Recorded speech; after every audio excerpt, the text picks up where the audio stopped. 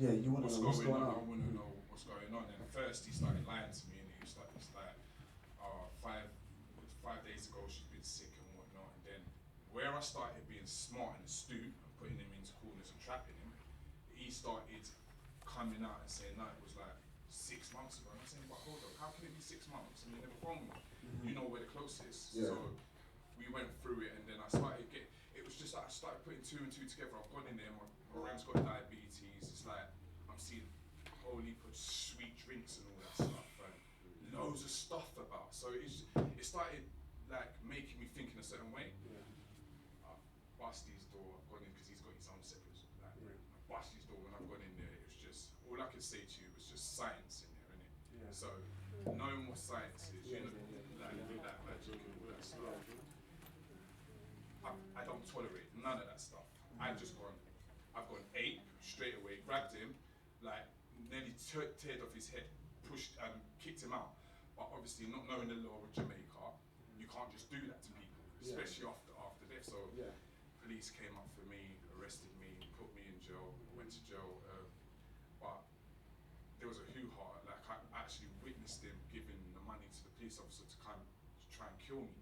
So they tried to drive me up into the caves to try and kill me. Yo. Anyway, they brought me to the police station, put me into the police station under a false name. Yeah. Obviously, I knew I've got JLPs in our family. JLPs are like MPs, yeah. So they basically came down there, and the whole of my village came down there and championed me to come out, yeah. But I still had to deal with all the other stuff, the administration, like dealing with funerals and what colour flowers and whatnot. It was just all a lot. But Can I stop you for a second, please? Yeah, because I don't want to miss certain things. One of the things you said, which I think creates guilt, and I want us to deal with it, yeah, because I don't want to just say and we don't find what the situation is. One of the things that I picked up, and tell me if I'm wrong here, is the lack of finances at the time made you feel guilty. Is that correct? Yeah, that's correct. Yeah. So one thing we picked up was lack of finances. Okay. The second thing we picked up is the fact you started off by saying how close you were. Yeah. Okay. And then you moved on to a place where you said she kept something really special from you. Okay, which is the fact that she got married. So now you feel cheated. Yeah, or lied to, cheated, lied to, yeah? Okay. Now, so we've worked out lack of finances and feeling an element of like, not deceit, but an element of deception in that sense, okay? So far, deception, yeah, and the lack of finances is one of the reasons why you feel that way. Would you say correct? Yeah. Okay, so that's the first thing we've got to adjust and work on. Because what it is, they are the glue that is bringing the situation together. Because what you are really saying is, if I had the money, I would have sorted it out and nothing would have happened. That's what you're saying subconsciously. The thing is, I had the money, it just wasn't there at the time. Right. So where I would have just literally went to Gatwick straight away and just booked a flight for the nearest flight. Yeah. I couldn't do that at that Right. point. So I had to wait over 24 hours in order to get the money together. So and do you it's more than usual. It's not just a flight ticket. You've got to go with funeral money. Yeah, I understand. You know? Yeah. So yeah, that's what it was. So let's look at this a bit more, because this is really important. Okay. At the start of our conversation, when we first started talking, we spoke about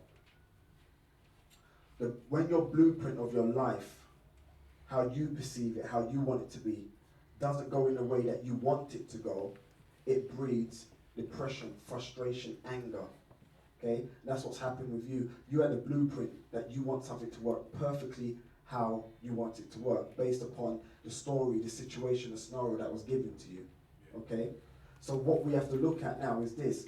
What's happened in your situation is not the fact that, Gran passed, because we all have an understanding of what passing means for all of us, and it's hard for all of us, but nevertheless, we like to have a perception, or we like to have a story in our mind on how we want people to pass away. So one of the main things, this is why they always tell you on the news, this person passed away with all their family around them.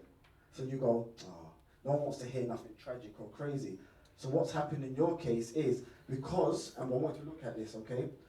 Because the scenario wasn't how you had it in your mind, you went searching for more. Yeah? You went searching for more.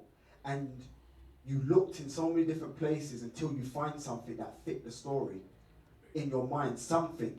So even if it was a plant that was moved from there to there, you're going to investigate the plant. Even if the window was broken, you're going to find a burglar. Even if the door was broken in, that probably happened 2 years ago, you're going to find someone who kicked the door. So we're not saying that that your mother's partner wasn't responsible. We're not saying that, but what we are saying is you had to find something to justify what you was feeling at that time. So the key to letting go in this situation is forgiveness. Would you agree, guys? Because there's nothing else you can do in this place. You have to forgive him to let yourself free. Yeah, it's a weird one. It's I know it's weird. I'm so trying to Find forgiveness. Find forgiveness. And the thing is, I almost kind of fool myself and say, no, I forgive him. But I know in my heart, I don't forgive him. In it. If he was in front of me and he said something wrong, Yeah. I know that immediately I might even do something I'll be embarrassed of. Okay, so what we need to do, well, I'm gonna do some sessions with you, okay? What we need to do is change the story in your mind. So we need to go back in stages. Stage 1, stage 2, stage 3. So what we'll have to do is, because everything is controlled by our story in our mind, okay? Everything is controlled by the story in our mind. So we need to go back to the starting of the story and rewrite it. We need to go to the next part of the story and rewrite it, and go to the next part of the story and rewrite it. This is the only way, because you holding on to that is going to make you ill. You holding on to that is going to make you angry. You holding on to that, all these things. So we want to let go, not for his sake, but for your sake. Do you understand what I'm saying? Do you believe that? Yeah. So our goal at this point, and that goes for all of us, who some of you